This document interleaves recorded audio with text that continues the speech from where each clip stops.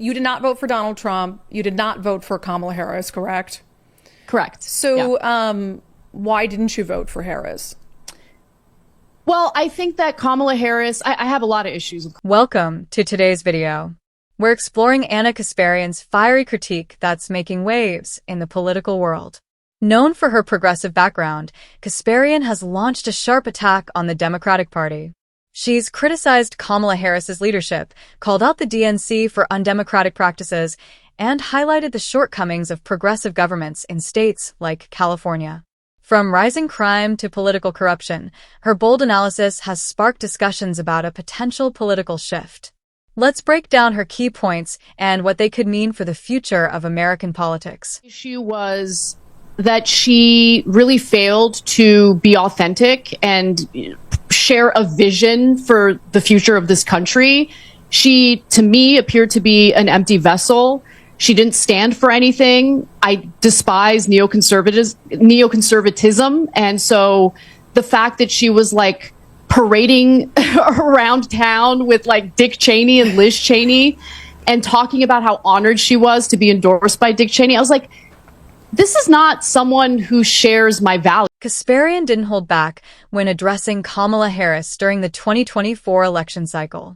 She called Harris an empty vessel, lacking authenticity and a clear vision for the country's future. Kasparian was particularly critical of Harris's connections to figures like Dick and Liz Cheney, which she saw as a betrayal of progressive values. She also slammed Harris's campaign strategy for focusing more on attacking Trump's alleged fascism than offering meaningful policy solutions to voters' concerns. Speculation is growing about Harris's political future, including a potential run for California governor or another presidential bid. Kasparian, however, remains skeptical, arguing that Harris has failed to show the leadership qualities needed to govern effectively. This critique reflects broader frustrations among progressives who feel increasingly disconnected from the Democratic Party. She's a Democrat, so you're supposed to vote for the Democrat. No, I'm not supposed to vote for the Democrat. I'm not going to cast my ballot for someone who has failed to make a case for herself. And look, it really bothered me that she was anointed, that she was running a campaign, especially in the second half of her campaign, focusing on Donald Trump's alleged fascism and how he doesn't value democracy. And it's like, do you think Democrats value democracy? Because Kasparian has also been vocal about her dissatisfaction with the Democratic National Committee, DNC, accusing it of undermining grassroots democracy. She highlighted the 2016 and 2020 primaries, where she believes Bernie Sanders was sidelined in favor of establishment candidates like Hillary Clinton. This approach, Kasparian argues, alienates voters who want authentic representation and fairness. Her frustrations signal a shift in her political perspective, moving away from strict progressive orthodoxy toward a more independent stance. While she hasn't endorsed Donald Trump, her critiques often echo sentiments shared by those seeking pragmatic solutions over partisan loyalty. in 2016, during the primaries, we all saw what the DNC did to Bernie Sanders, preventing him from even having a shot, a real chance at beating Hillary Clinton in the primaries.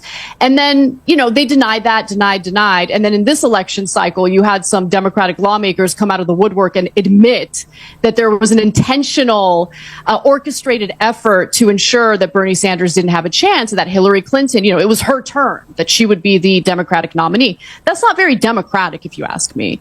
And anointing in California, Kasparian warns of a potential shift from a Democratic stronghold to a swing state if current governance issues persist.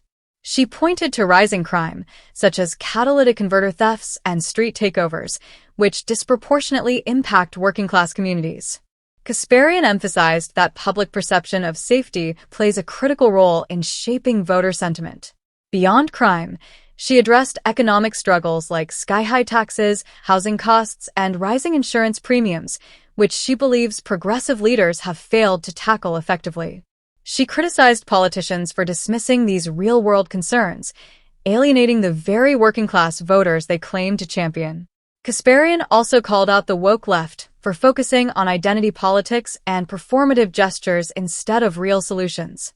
She argued that this approach alienates moderates, independents, and even some progressives and reality. Her sharp critique highlights the challenges facing the Democratic Party.